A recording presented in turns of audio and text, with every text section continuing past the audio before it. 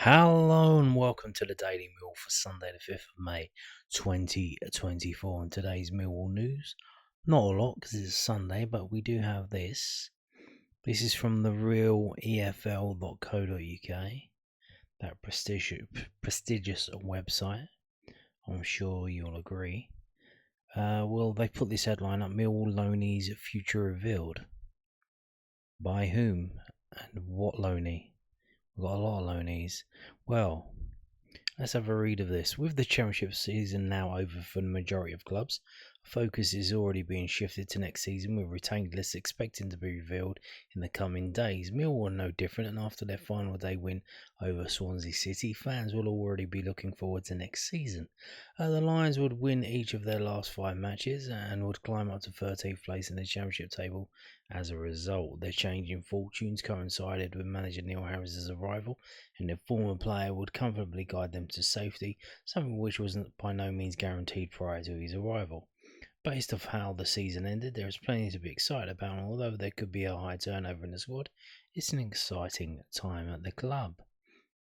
One player's future has already been revealed, that being Michael Obafemi. The Irish international had been on loan with the club from Burnley since late January, but hadn't been exactly pulling up any trees during his stay in London. Obafemi would score twice in 14 appearances, so 1 in 7, and perhaps hasn't kicked on as much as many fans thought he may. However, we have now seen the 23-year-old play his last game for the club, with journalist Darren Whitcup revealing on Twitter that the Irishman will not be returning to the club following the expiration of his loan deal. So interestingly, that Darren Whitcup was listed as a journalist. More on that later. So here is the tweet in question, X post, whatever you want to call it. Michael Obafemi will be back at Burnley next season, but the striker is expected to be open to offers. Millwall just rejected the chance to turn the Irishman's loan into a permanent move, which I think we kind of read between the lines in terms of Neil Harris's post-match conference. He literally said the reason why Obafemi isn't starting: one, disciplinary issues, which may be concerned with turning up late to training, and that he wasn't going to be involved next season. That there was literally zero chance of him being here next season, so he didn't want him to play, because what would be the point? And then you think, well, Tanganga played, Brooke Norton-Cuffy played, Ryan Longman played. They're all on loan. Does that mean we're going to be keeping them, or trying to? But yeah, so we almost certainly knew from Neil Harris's actions and statement after the match that Obafemi wouldn't be back next season. And here we go. Someone seemingly in the know has just put this tweet out. So there you go. I'm not going to read the rest of it. I'm just going to go over.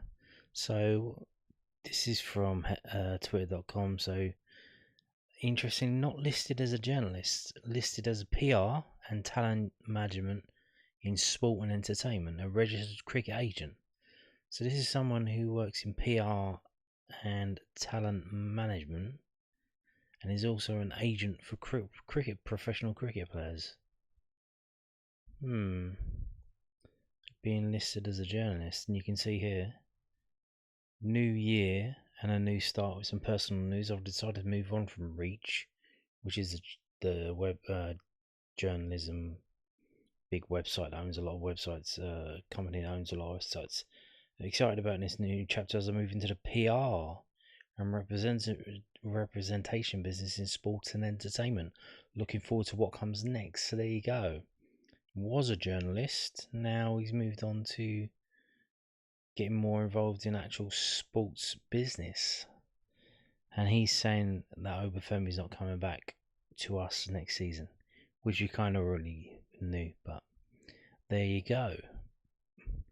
See, we've had Neil Harris say it, now we've got this guy saying it, so almost certainly means it's not going to be happening, which suggests that we must be trying to sign another striker.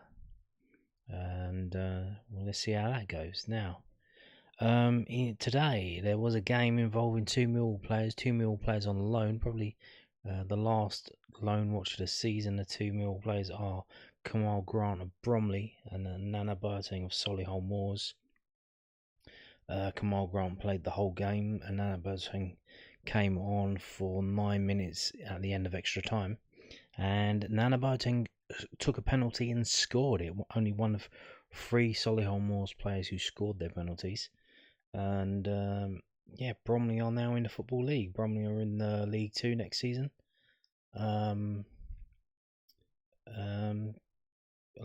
Some Mill fans saying who cares, and but quite a lot of Mill fans are quite happy about this. I think it's good. It is good, and I think they owe a lot to us for their success with all the players that they've got from us, and all these pre-season friendlies. Obviously, they've been honing their skills against Millwall in pre-season friendlies. So there you go. That's helped them out no end, I'm sure.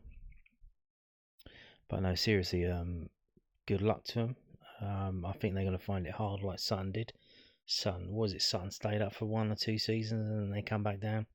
And it's quite interesting that as Sutton go down, then you've got Bromley coming in. So there you go. It's, like I said, it's another avenue for some of our players to go. Maybe some of the players in the first team squad who want to move on.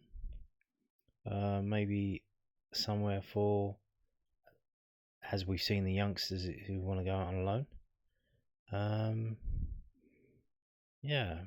So interesting to see how it works out. I'm sure they're going to be up against it from the get-go. I'm not sure how big their budget is and how that's going to work. But they obviously did go up via the playoffs. They want the runaway league leaders, which is at Chesterfield. So I'm sure they're going to find it tough. But the thing about League 2 is that probably what would you say, the bottom 6 in League 2 is just absolute dross. And you could quite easily see the top 10 of top 10 in the National League just smashing the bottom 6 of League 2. Because there's some really bad struggling teams at the bottom of League 2, and there's only 2 relegation places, so the ones who didn't get relegated are in some state of disrepair. So Bromley, we'll see how they do, and we'll see what happens, the relationship between them and Millwall going forward. So there you go. I'll just scroll down and show you. So there's Kamarl Grant. There's the 5th player from the left hand side. That's him there celebrating. And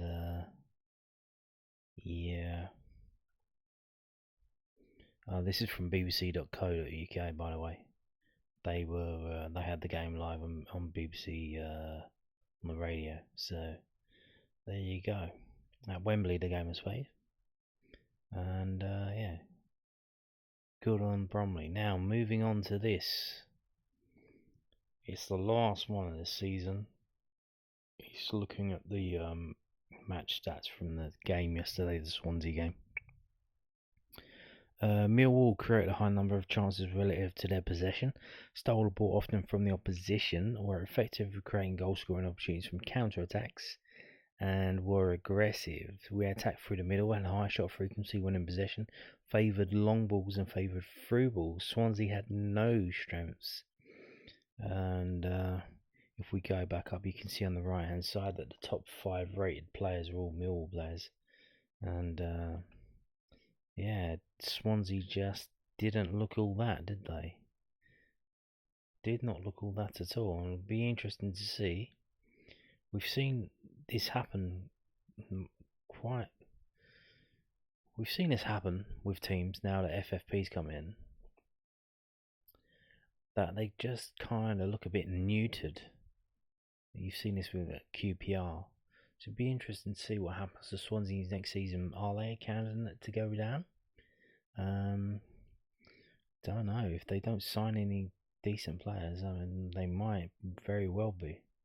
And I think I saw somewhere today. One of their players was being linked with Derby, and that's not good if you've got a team coming up from League One, signing your players. So we'll see how that goes. So here we go. Attempts on target 9 to 12, 5 to 7 open play, 3 to 3 set piece, 0 to 2 counter attack, 1 penalty for them, none for us. That means that from Mill's 12 shots, 1 goal, that is an 8% conversion rate. Here we go. They were mostly going down the wings. We were pretty even. Shot directions. There you go. Shot zones. Action zones. And player positions. What the hell was going on with Swansea's formation there? Damn, what is that? That is interesting. What were they trying to do there? 14, 12, someone and 20. 4 of them on the left.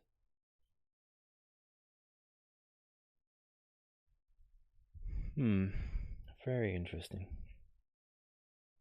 For Millwall, looks like a 4-3-3 narrow, 4-3-2-1, but the two are all playing quite centrally.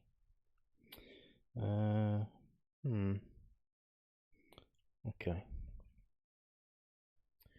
So moving on to this, also from WhoScored.com. Here are the match events. Obviously, not a lot going on. Substitution took place in the 58th minute. They responded a couple of minutes later with substitutions of their own. First yellow card of the game, Jake Cooper. Actually, this isn't right. There's stuff missing from this. If we do that and then do that, yeah, there's stuff missing. The penalty's missing from this, and there was more yellow cards. That's unfortunate. Okay. Anyway, let's just scroll down and get to this. If you look at the top left and top right by the club badges, you can see the average player rating for each team is 6.14 for Swansea and 6.68 for Millwall. That is quite a big difference at this level of 0.54 of a difference. That is quite a bit. If we go down, look, you can see Starman being given to Casper Lenore, probably because he scored. Not far behind is Sarkic on 7.8, because he saved that penalty, although he only had 2 shots to save. As we'll see later, they did have 9 shots, only 2 of those were on target. And I'm not sure he even saved the other one. I think that was probably blocked. Lowest rated player for Mill, Romain SA 6.2, then Bradshaw 6.4. Tanganga obviously 5.9, but that was mostly down to his red card.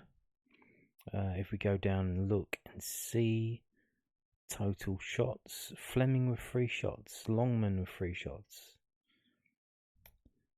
Possession wise,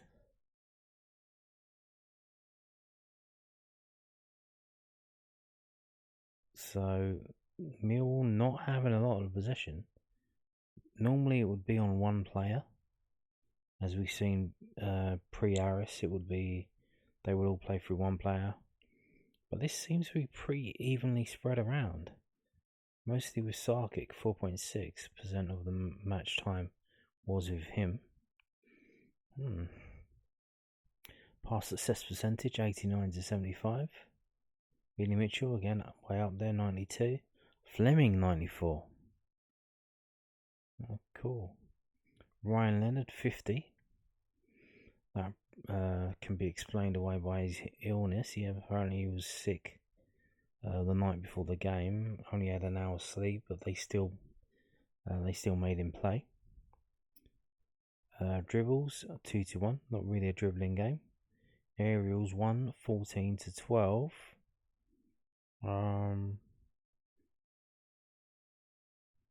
Yes. Tackles at 9-19. Obviously, that's what we do. We don't. We let the other team have the possession, and we try and tackle it off them and then go. So obviously, we're gonna have more tackles. We had more than double the amount of tackles they had. Interesting, Fleming, not Longman and McNamara with more. 3 and 4. Corners 4-5. These are the players who won the corners. Interesting, Sarkic won a corner. Dispossessed 10-5.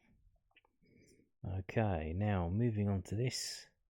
So as we can see, as I told you earlier, Swansea had 9 shots. These are the players who had the shots, but they only had 2 on target. If we go down and have a look and see at Millwall, we had 12 shots, and we had 4 on target. So 12 shots, 4 on target, 1 goal. Bit below par, but still pretty decent. If we go for ratings, and you see 7.87 for Casper de Nor, 7.82 for Sarkic, then Longman 7.38, then Jake Cooper 6.9, along with Danny McNamara 6.9. The substitutions were all pretty good, and the substitutions all a couple of them got a better score than some of the players that came off, which is when you see that, obviously the reason why that's interesting is because if we look here, Romain Esse had 57 minutes on the pitch. He got a score of 6.21. His replacement, Bromley Cuffy, had less time on the pitch than him, but got a higher score. You don't really want that to happen, and that suggests that that was a correct substitution because you're taking off a player who's not doing so well in a team, and you're bringing one on, and they made a positive contribution and did better than the player that got took off. And the same again with Bradshaw, though Brooknell and Coffey did better and got a better score than Bradshaw, but the player that came on for Bradshaw was Honeyman. Didn't actually get over Bradshaw, got close to 6.35, but didn't get over him. So there's that. Touches of the ball, pretty even. No one's standing out. Sarkic 46. If we go on to the offensive stuff, it's not here. Let's try and get that going if we can.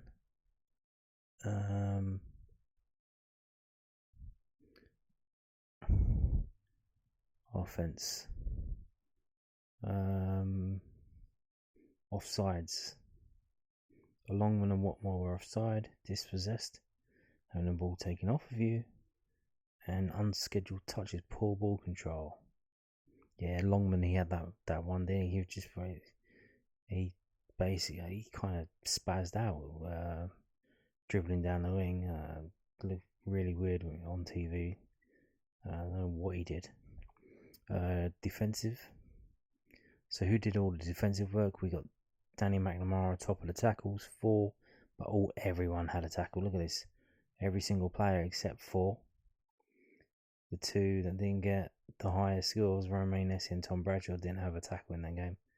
And 2 of the subs. So everyone else had a tackle in that game. Interceptions. Denor with 2. And then Longman, Cooper, Esse, George Honeyman.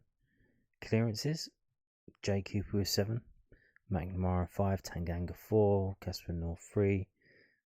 A lot going on there, Block shots, so obviously they had 9 shots, so they had 4 of them were blocked. Tanganga 2, Billy Mitchell 1, George Saville 1. Passing wise, what are we looking at? Total number of passes. So Sarkic had the most passes of.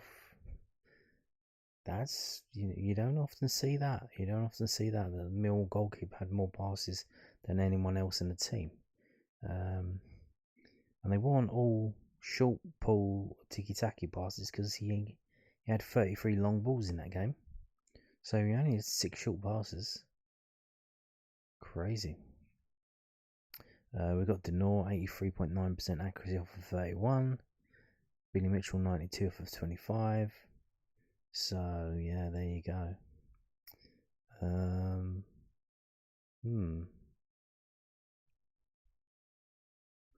Crosses and accurate crosses. The Longman 5 and 3, SA 2 and 0. Norton Cuffy 1 and 1. So long balls and accurate long balls. As you've seen, Sarkic 33 and 10. Brian Leonard 5 and 1. Casper North 4 and 1. Jake Cooper 4 and 1. Fleming 2 and 2. So there you go. I think that about sums it up. And on that note, thank you for watching and goodbye.